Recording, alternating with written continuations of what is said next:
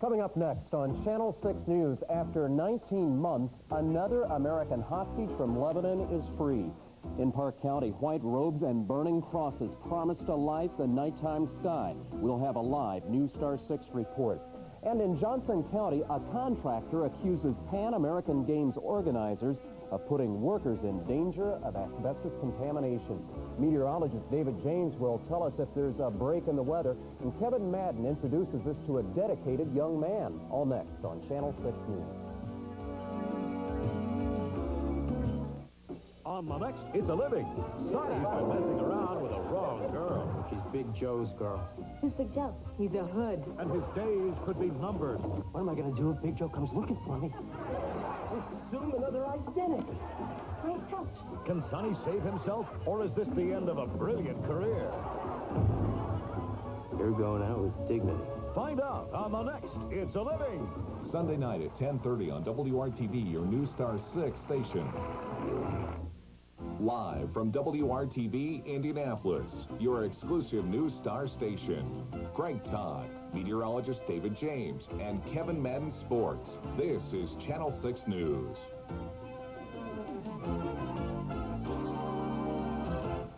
Good evening, Indiana. The Reverend Lawrence Jenko phoned home to Joliet, Illinois today and told his cheering, weeping family that he's alive. Jenko is one of 4 Americans held hostage in Lebanon. Jenko, for the past 19 months. The 51-year-old Catholic priest was freed by his Muslim captors, they claim because of his deteriorating health. He was taken to Damascus, Syria, where he was pronounced in good health, considering his ordeal. He'll spend the night with the American ambassador there and will leave tomorrow. He'll likely spend some time at a debriefing center in Germany before coming home. One measure of freedom in this country is the right to gather and express a particular point of view, even one that may be controversial or unpopular. Well, that right is being exercised right now in the west of Indianapolis in Park County.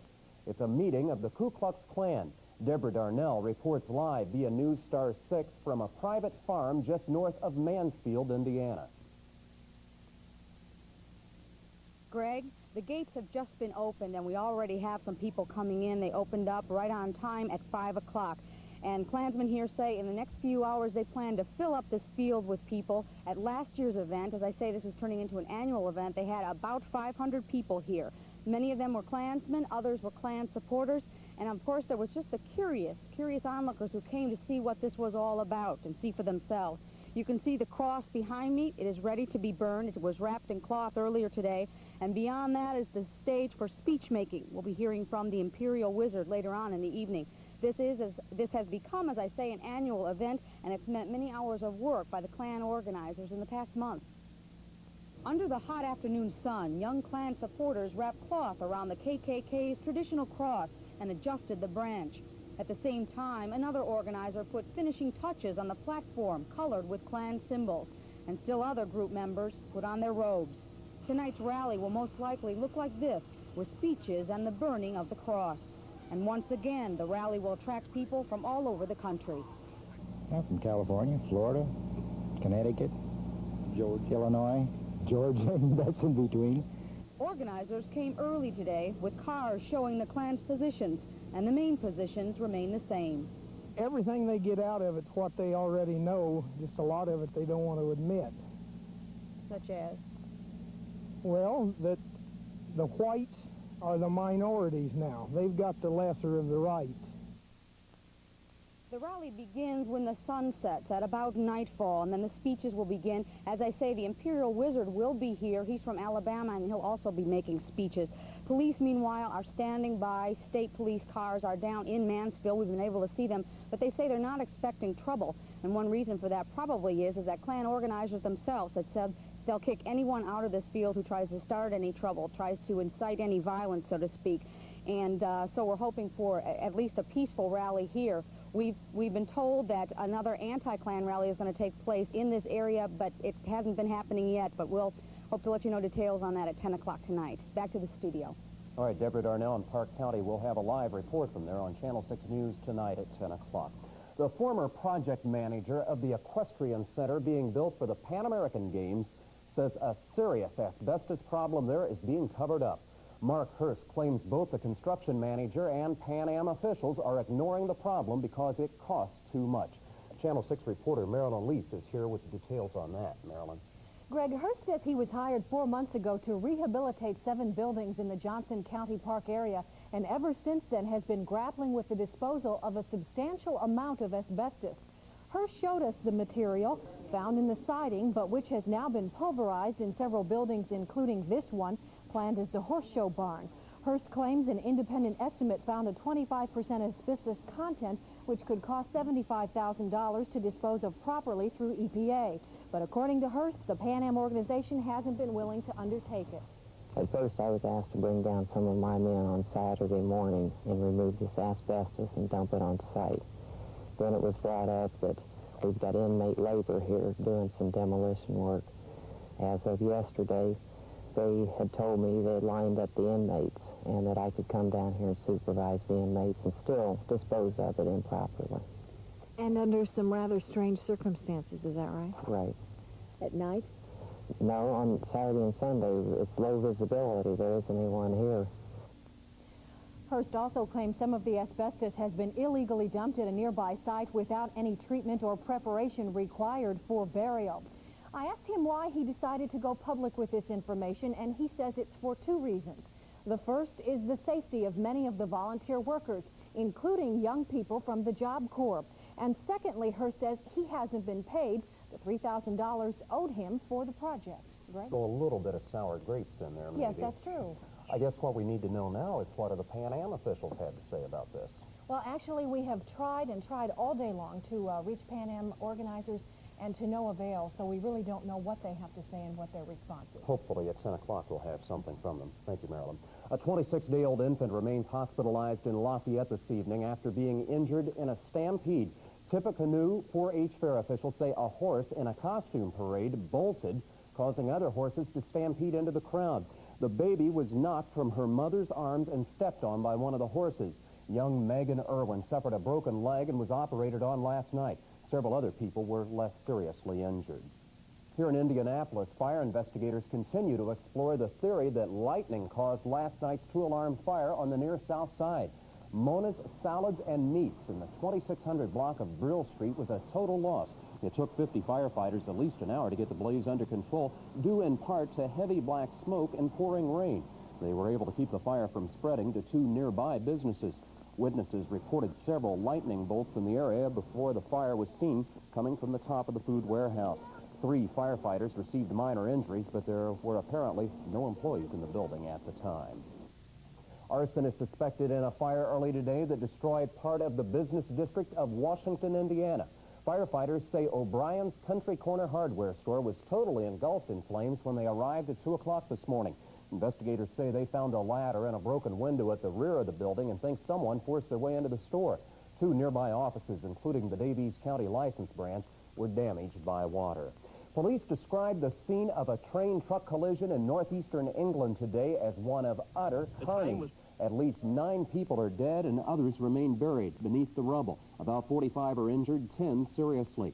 The train was heading from the seaside city of Bridlington to Hull, carrying 200 people when it rammed a light truck stopped at a crossing. 3 cars jumped the tracks, 1 overturned. When we come back on Channel 6 News, a train on a happier mission, the Hay Train, will soon get underway. And Black Expo is in full swing. Next, we'll see an exhibit that many people will find useful.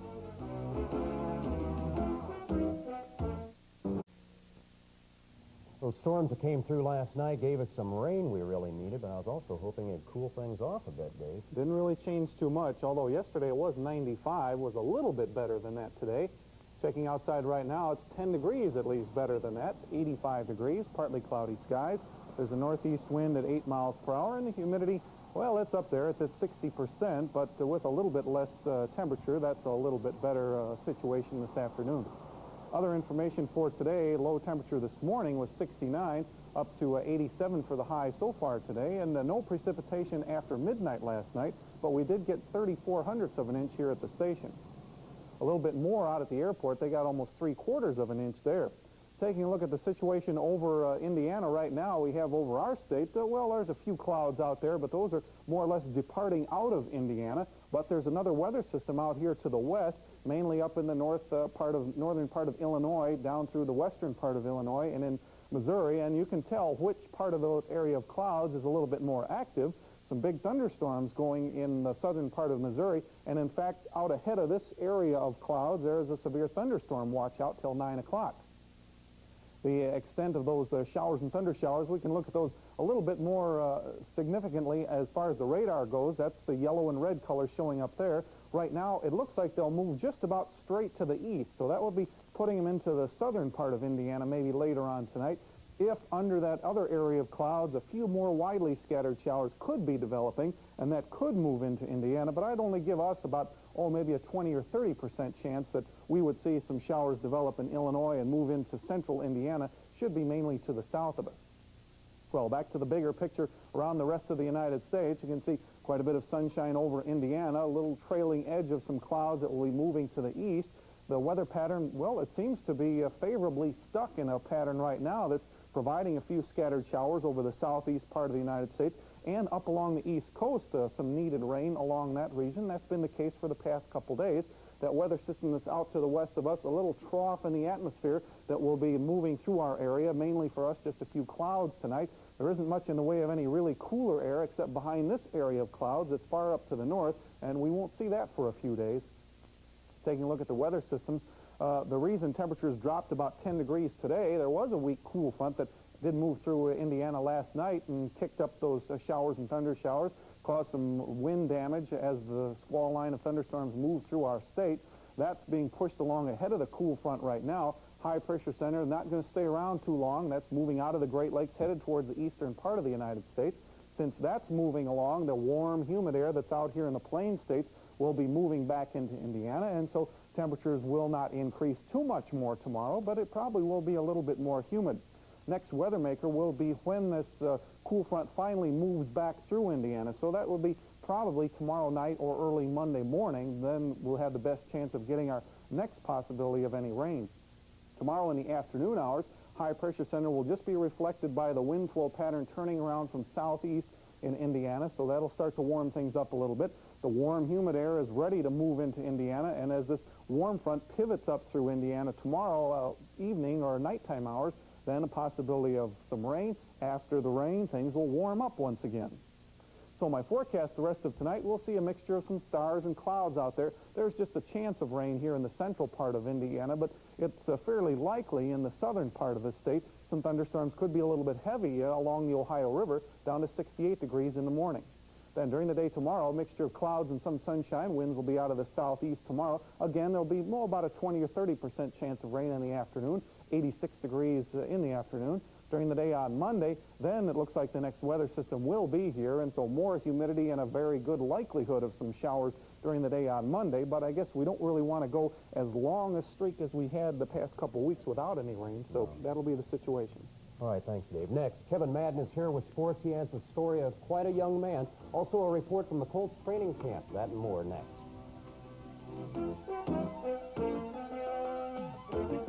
Here's important news. A hot day to be working out of the Colts training camp. First day for the veterans to get the pads on and do a little bit of hitting, so we'll see what happens up there. Still no news to report on the top rookie drafts choices that have come in. Hi, everyone. Today was the first day for vets to be in uniform up at Anderson. John Hanna and Jack Trudeau are still no-shows. The Colts did sign a linebacker, Greg Battle, off waivers from the Broncos, and they cut 10 free agents, including nose tackle Quentin Ballard and wide receiver Steve Bryant. He was from Purdue. Meanwhile, Super Bowl most valuable player Richard Dent has signed a 4-year contract with the Chicago Bears, ending nearly a year of negotiations. Athletes from Scarborough, Canada and Indianapolis will compete against each other August 9th and 10th. It's the 14th annual Peace Games to be held in our city this year. Today, we meet a young soccer player who has refused to let a car accident dampen his spirit for the games. In basketball, you use your arms and hands to pass, catch, and score. In soccer, you use your legs and feet. 13-year-old David Bernard loves the game of soccer. He's been playing it since he was in first grade. This summer, he made the Peace Games team for the second time and was looking forward to playing his friends from the north. Unfortunately, David will only be able to watch this year. Why? I was hit by a car saving some mother ducks and their babies. David decided he would go out and help her try to scurry these little ducklings across the median. And this kid came in and didn't see David and hit his left leg. The result, a broken leg right above the ankle. Surgery will be done in 2 weeks to pull the pins out. Then it will be recasted for more healing. You couldn't blame David if he were to shy away from his teammates, but that hasn't happened. Instead, he has made every 8 a.m. practice, and today, thanks to the people at the Noble Center, he was able to participate with his teammates in a 5-mile walkathon, which benefits the games. Walkers, you may begin. The walk is officially open. It's been terribly tough on him, but he has stayed in such good spirits, and that's, you know, that's a big part of it. It's killing him not to be able to get out there and play, too, but he comes out here, and he sits, and he watches, and he's learning, and that's good. As for the future, David will be a freshman at Creston this fall. The township's high school, Warren Central, has a soccer team. David's goal is to be on it. Make varsity. That's all. That's a big accomplishment if you can for a freshman. Best of luck to him down the road. Boxing to talk about now. A big heavyweight non-title fight this afternoon in Glens Falls, New York. Mike Tyson against Marvis Frazier. The fight seen here on Channel 6. This is Marvis, son of Joe Frazier. That's the only thing he did well today was look mean. One thing's for sure, he wasn't. In fact, if you blinked, you may have missed the whole thing. Actually, it took all of 30 seconds to be decided. The fireplug Tyson cornered Frazier, peppered him with a couple of punches, and down he went. Tyson has now won all 25 of his pro fights, 23 by KO. Frazier is now 16-2. In Major League Baseball, in the American League, the Twins and the Yankees got together this afternoon in New York. A 57-minute rain delay. They are now playing in the 8th inning. 8-3 Twins is the score in that game. Check the American League scoreboard now. Chicago and Baltimore. 2-1 Orioles the final. California beat Boston. They're playing in the 6th. Oakland by 1. In the National League, St. Louis beat San Diego in the 5th inning. Chicago tropping Los Angeles 9-1. New York is playing a doubleheader with Atlanta. In the American Association, the Indians are on the road tonight. Game time is 7:30.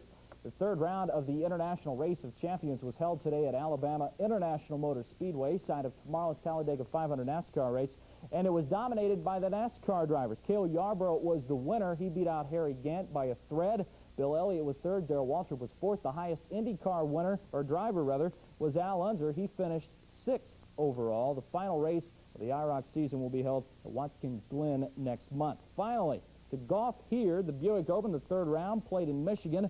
Rookie Davis Love III looking for his first tour win. A nice setup shot there to the green. A four-way tie atop the leaderboard. Steve Pate, Ben Crenshaw, and Tom Pertzer all at -14. Today would have been a great day to bop by Lake Indy, located 2 blocks north of Busch Stadium on the White River. The 1986 Midwest Regional Barefoot Water Skiing Championships continue today. Some people play golf on the weekend, content to punish a little white ball. Others like to punish their feet. Today's competition involved tricks on the water. You get 2 15-second passes based on a rate of difficulty. The more tricks you can do, the better. Great day to get out and just be lazy, not to mention cop a few rays. Some tricks can be hazardous, however. I don't think I would put the rope around my neck. The event's final day is tomorrow, begins at 8:30, and they're going to be jumping barefoot off this little ramp, and they say it's really spectacular to see. The most hazardous thing is swallowing that water, probably. Next, we'll meet a big group of people who all had something in common. Yeah.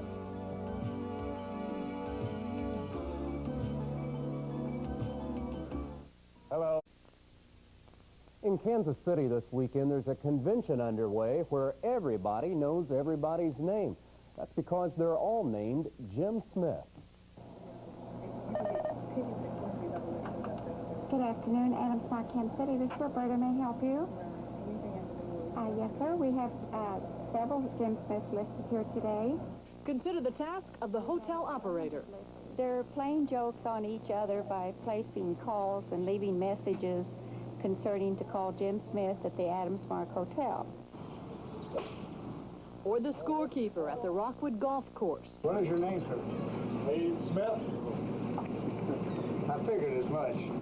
Jim Smiths are everywhere this weekend, but mostly they are at the Adams Mark, checking in at the Jim Smith Fun Festival, an annual celebration of a very popular name that creates common problems.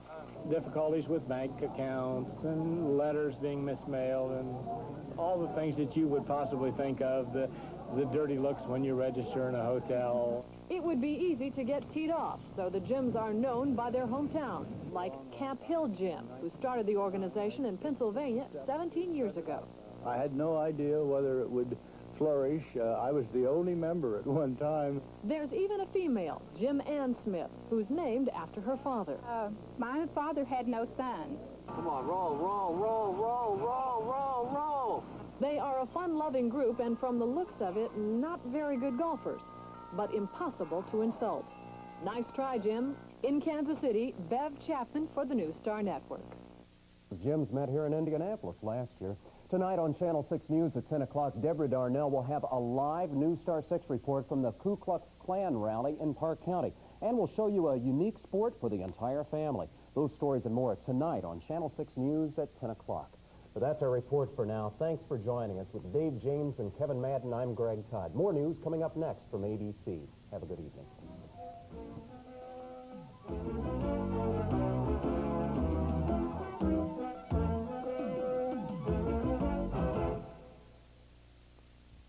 Tom Wood Nissan.